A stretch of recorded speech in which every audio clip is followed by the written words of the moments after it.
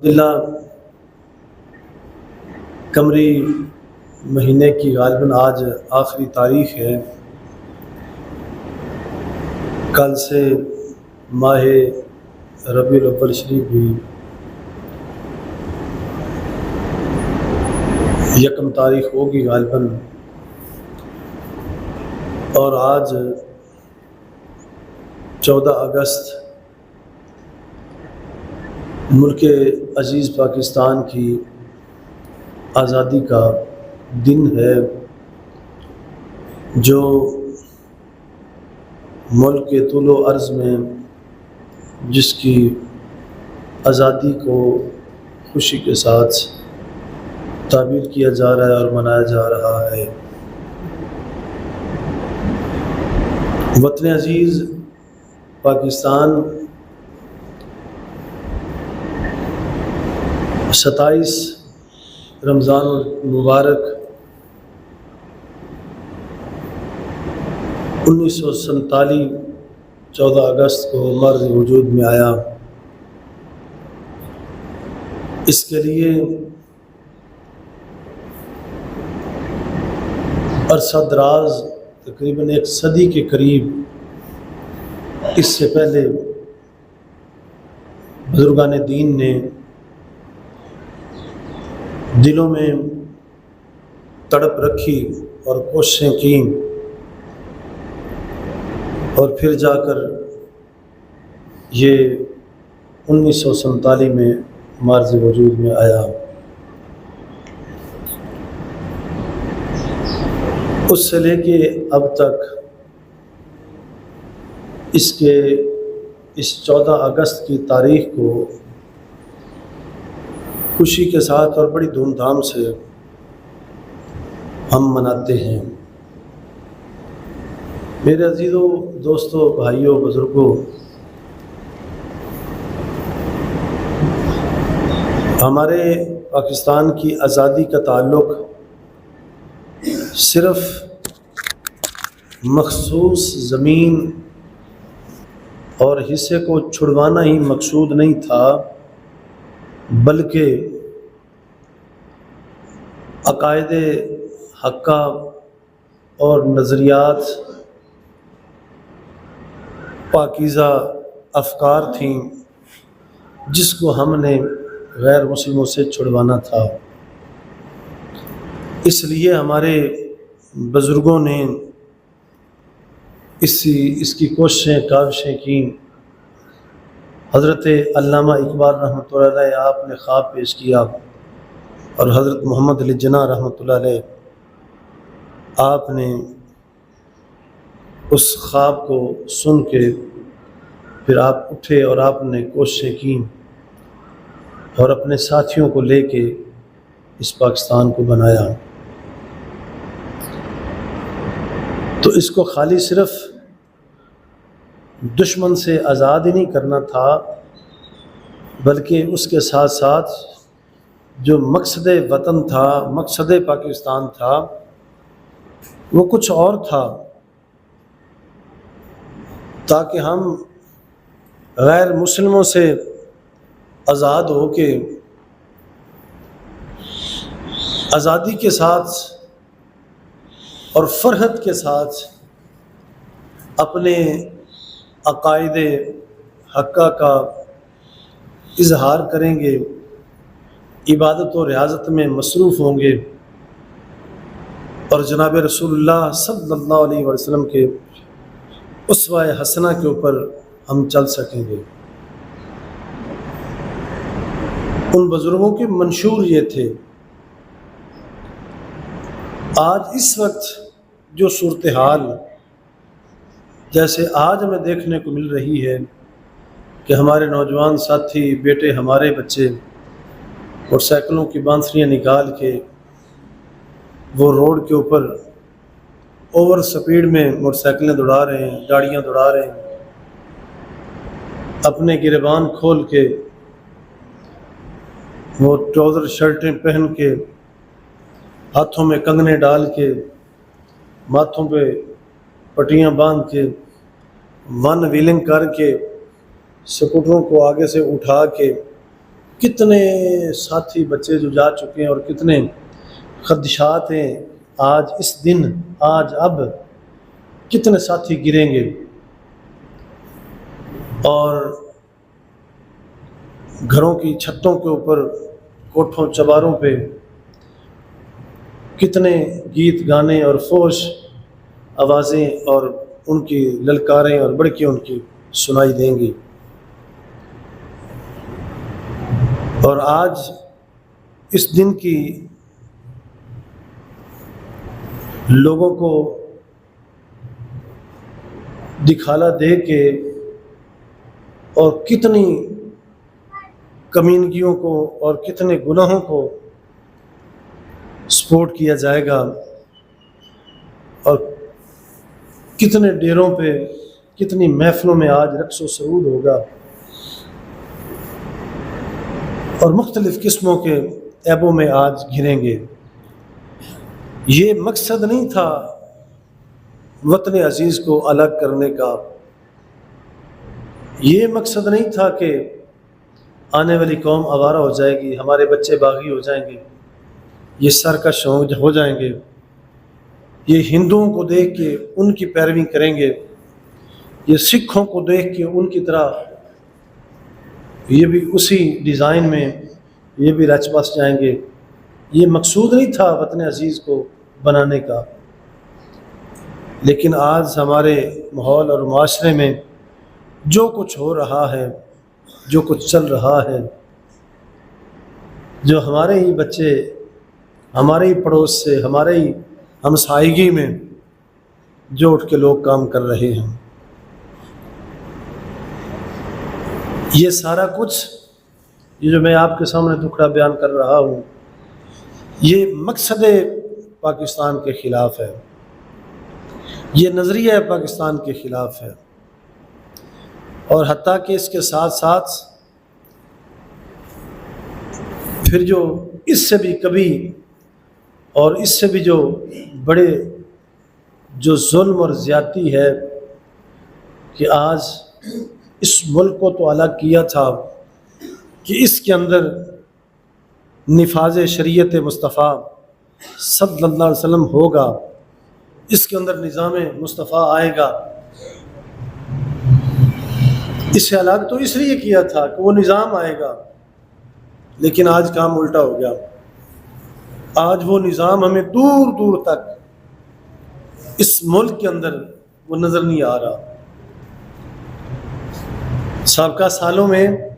بڑے خطبوں کے اندر بڑے جوش و خروش کے ساتھ اس بات کے نعرے اور للکاریں ماری جاتی تھیں کہ پاکستان کا مطلب کیا، لا الہ الا اللہ۔ لیکن اب خود ذرا دیکھ لیں، مختصر سا کلمہ طیبہ وہ آپ کے سامنے، ہمارے بزرگوں نے یقیناً اسی لیے اس وطن عزیز کو بنایا تھا کہ یہاں لا الہ الا اللہ کا قیام ہوگا، لا الہ الا اللہ کے ماننے والے ہوں گے، اسی نظام کے تحت اس ملک کا نظام چلے گا۔ بنایا تو اسے اسی لیے تھا، اس کا قیام تو اسی لیے کیا تھا، لیکن افسوس آج جو اپنی زبان پہ اس نعرے کو لائے اور جس بات کا تذکرہ کرے، ذکر کرے، آج اسے یا اٹھا دیا جاتا ہے یا مار دیا جاتا ہے، اور اس کی کوئی بات سنتا ہی نہیں۔ تو کیا ہو گیا ہے ہمیں کہ ہم اس وطن عزیز کے مقصد کو ہم کیوں بھول گئے؟ یہ آج آزادی کا دن میرے آپ سب سے یہ سوال کر رہا ہے، اور پوری سرزمین سے، وطن عزیز پاکستان سے، ہر شہری سے، ہر ذمہ دار سے یہ سوال کر رہا ہے کہ مجھے بنایا تو اس مقصد کے لیے گیا تھا، لیکن اس کا راج کیوں نہیں ہوا، اس کا رواج کیوں نہیں ہوا، اس کا نفاذ کیوں نہیں ہوا، اس کو نافذ کیوں نہیں کیا؟ اس کو دین کے لیے، دین کی خاطر اسے بنایا گیا، کہ دین کا قیام ہوگا، لیکن آج دین سائلوں کی صورت میں، مسکینوں کی صورت میں، بھکاریوں کی صورت میں آج آپ کو دین نظر آئے گا، دین کے ماننے والے نظر آئیں گے، دین کو سپورٹ کرنے والے آپ کو اسی طرح نظر آئیں گے۔ اس قدر ہماری سوچیں بدل گئی ہیں، ہمارے نظریات اس قدر بدل گئے ہیں کہ جو دیندار اور دین کو سپورٹ کرنے والے ہیں ان کو آج بڑی حد تک کی نگاہ سے آج دیکھا جا رہا ہے، بڑی حقارت کی نگاہ سے انہیں دیکھا جا رہا ہے۔ جو لچے لفنگے ہوں، جو پرلے درجے کے بدمعاش ہوں، انہیں فرنٹ سیٹوں میں بٹھایا جا رہا ہے، اور جو دیندار ہوں انہیں اٹھا کے وہ پیچھے پھینکا جا رہا ہے۔ یہ بڑے وثوق سے میں بات آپ سے کر رہا ہوں۔ یہ ملک دینداروں نے بنایا ہے اور دین کے لیے بنایا ہے، اور آج جو لچے لفنگے تھے انہوں نے اٹھا کے انہیں باہر پھینک دیا اور آپ خود اگلی سیٹوں پہ بیٹھ گیا، اور نیچے سے اوپر تک آپ دیکھ لیں تو نہایت زبوں والی ہے۔ ہم سارے ذمہ دار ہیں، ہم نے ہر ایک نے اپنے مالک کے حضور پیش ہونا ہے، جان دینی ہے، اور ہم نے جواب دینا ہے، ہر ایک نے جواب دینا ہے۔ وہاں کیا جواب دیں گے ہم؟ کلام مجید برہان رشید میں فرمایا کہ الذین ان مکناہم فی الارض، یہ سنیں ذرا، آج اللہ جل جلالہ نے فرمایا کہ وہ لوگ اگر ہم انہیں اس سرزمین پہ مکین بنائیں، مطلب انہیں وطن دیں، انہیں ملک دیں، تو ان کی ذمہ داری ہے۔ بہت سارے حضرات شاید آپ پہلی مرتبہ اس آیہ مبارکہ کو سن رہے ہوں گے، اور جنہوں نے تلاوت کی وہ یاد تازہ کریں ذرا۔ فرمایا کہ اگر ہم تمہیں ملک دیں، ہم تمہیں وطن دیں، تو تم نے کیا کرنا ہے؟ یہ مالک نے ذمہ داری لگائی ہے۔ یہ جو آج علماء دین آپ کو پیغام دیتے ہیں اور جو خطبات سے آج میں میسج مل رہا ہے، یہ اپنے پیٹ سے نہیں بات کر رہے، اپنی کوئی آواز تمہیں نہیں سنا رہے، بلکہ اللہ کا کلام سنا رہے ہیں تمہیں۔ پریشان ہو، غور و فکر کرو، یہ وطن ہمیں ایسے جھولی میں نہیں ڈالا گیا، اس وطن عزیز کے پیچھے لاکھوں مردوں عورتوں کی قربانیاں ہیں۔ ہمارے بزرگان دین نے لاکھوں کی تعداد میں خون دیے، جانیں دی ہیں، اس ملک کی بنیاد کے نیچے لاکھوں گردنیں پڑی ہیں۔ آج ان بچوں کو کیا پتا، ان بدمعاشوں کو کیا پتا، جو سب سے پرلے درجے کا جاہل ہو، اچکا ہو، جس جو ماں باپ کا نافرمان ہو، گھر میں جس کی بات نہ سنی جاتی ہو، باہر آ کے وہ خبیث، وہ شریر آج وہ سیٹوں کے اوپر فائز ہو گئے، اور فرنٹ سیٹوں کے اوپر وہ بیٹھے ہوئے ہیں، اور جو شرفاء اور جو دیندار حضرات ہیں انہیں اٹھا کے باہر پھینک دیا گیا تھا۔ یا کوئی حق کی آواز اٹھتی ہے، یا کوئی کہتا ہے کہ نہ کرو، بس کرو، انسان بنو، اللہ سے ڈرو، یا کوئی خدا خوفی کا درس دیتا ہے، اسے اٹھا دیا جاتا ہے، اسے اٹھا دیا جاتا ہے، اس آواز کو ہمیشہ ہمیشہ کے لیے بند کر دیا جاتا ہے اسے۔ آج آپ دیکھیں، میں نے پہلے بھی کئی مرتبہ یہ اشارہ کیا ہے، آپ اس وقت دیکھ رہے ہیں، ذرا ٹیلی ویژنوں کے اوپر، سکرینوں کے اوپر دیکھیں، سوشل میڈیا کے اوپر آپ دیکھیں، پرنٹ میڈیا کے اوپر دیکھیں، سوشل میڈیا دونوں کے اوپر دیکھیں، وہ بھنڈ اپنے ڈرامے بنا رہے ہیں، ذرا